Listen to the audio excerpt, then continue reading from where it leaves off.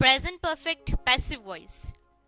आज हम पढ़ेंगे प्रेजेंट परफेक्ट पैसिव वॉइस, जिनकी पहचान है कि जिन वाक्यों के अंत में कीता जा चुका है, द्वारा हो चुका है, कीता गया है शब्दों का इस्तेमाल होता है, वो कहलाते हैं present perfect passive voice.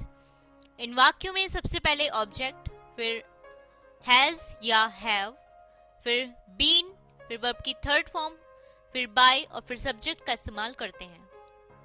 Example, यह काम मेरे द्वारा किया जा चुका है। यह काम मेरे द्वारा किया जा चुका है। इस सेंटेंस में आप देख रहे हैं कि इस वाक्य के अंत में किया जा चुका है शब्दों का इस्तेमाल हुआ है।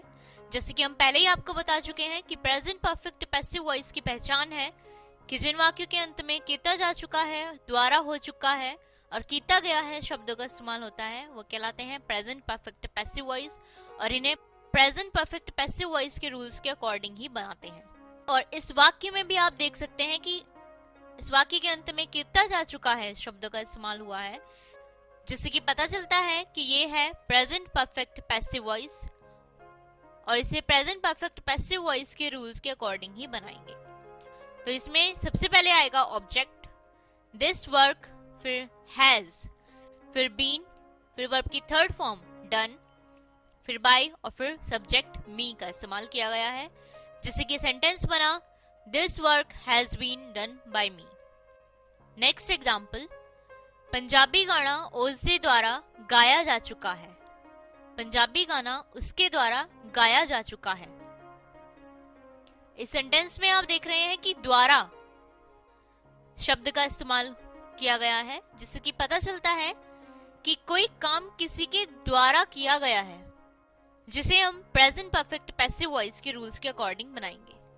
तो इस सेंटेंस में भी सबसे पहले ऑब्जेक्ट, पंजाबी सॉन्ग ऑब्जेक्ट के अकॉर्डिंग हैज, फिर बीन, फिर वर्ब की थर्ड फॉर्म संग, फिर बाय और फिर सब्जेक्ट हिम का इस्तेमाल किया गया है, जिससे कि सेंटेंस बना Punjabi song has been sung by him. अब देखते हैं नेगेटिव सेंटेंस। नेगेटिव सेंटेंस में सबसे पहले आता है ऑब्जेक्ट, उसके बाद हैज या हैव, और हैज या हैव के बाद नॉट, फिर बीन, उसके बाद वर्ब की थर्ड फॉर्म, फिर बाय और फिर सब्जेक्ट का इस्तेमाल करते हैं। एग्जाम्पल, यह काम मेरे द्वारा नहीं किया जा चुका है। यह काम मेरे द्वारा नहीं किया जा चुका है। इस सेंटेंस में आप देख सकते हैं कि नहीं शब्द का इस्तेमाल किया गया है, जिससे कि पता चलता है कि ये नेगेटिव सेंटेंस है, और जिसे प्रेजेंट परफेक्ट पैसिव वॉइस के नेगेटिव सेंटेंस के रूल्स के अकॉर्डिंग बनाएंगे। इसमें सबसे पहले ऑब्जेक्ट दिस वर्क, उसके बाद हैज, और हैज के बाद नॉट का इस्तेमाल करेंगे, फिर बीन, फिर वर्ब की थर्ड फॉर्म डन, उसके बाद बाय और फिर सब्जेक्ट मी का इस्तेमाल किया गया है, जिससे कि सेंटेंस बना this work has not been done by me. Next example,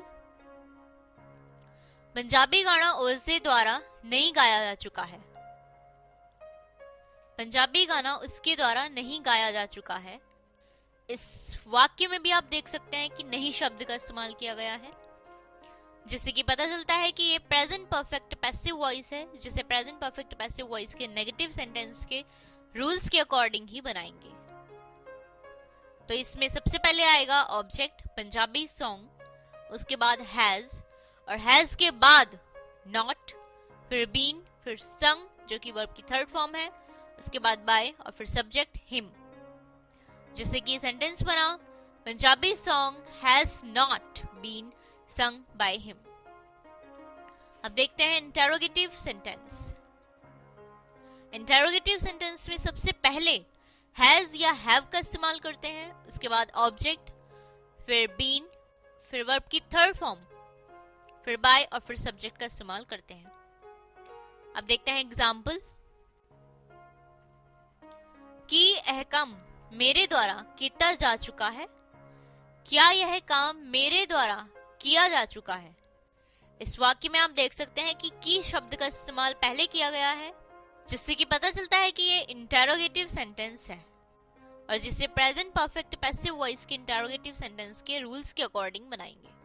इसमें सबसे पहले आएगा हैज, फिर ऑब्जेक्ट दिस वर्क, उसके बाद बीन, फिर वर्ब की थर्ड फॉर्म डन, फिर बाय और फिर सब्जेक्ट मी। जिससे कि सेंटेंस बना has this work been done by मी।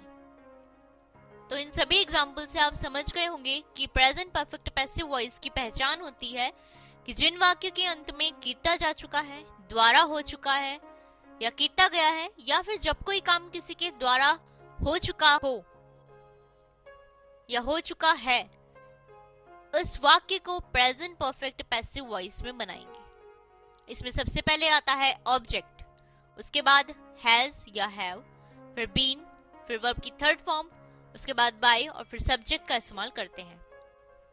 और नेगेटिव सेंटेंस में सबसे पहले ऑब्जेक्ट, ऑब्जेक्ट के बाद हैज या हैव, और हैज या हैव के बाद नॉट का इस्तेमाल करते हैं, फिर बीन, फिर वर्ब की थर्ड फॉर्म, फिर बाय और फिर सब्जेक्ट।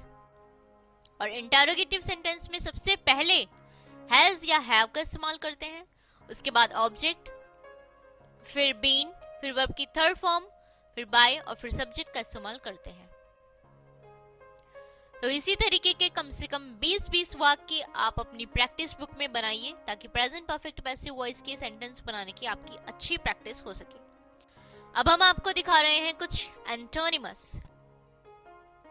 इन एंटोनिमस को भी आप याद करें ताकि प्रेजेंट परफेक्ट पैसिव वॉइस की सेंटेंस बनाने के साथ साथ आपकी नॉलेज भी बढ़ती रहे।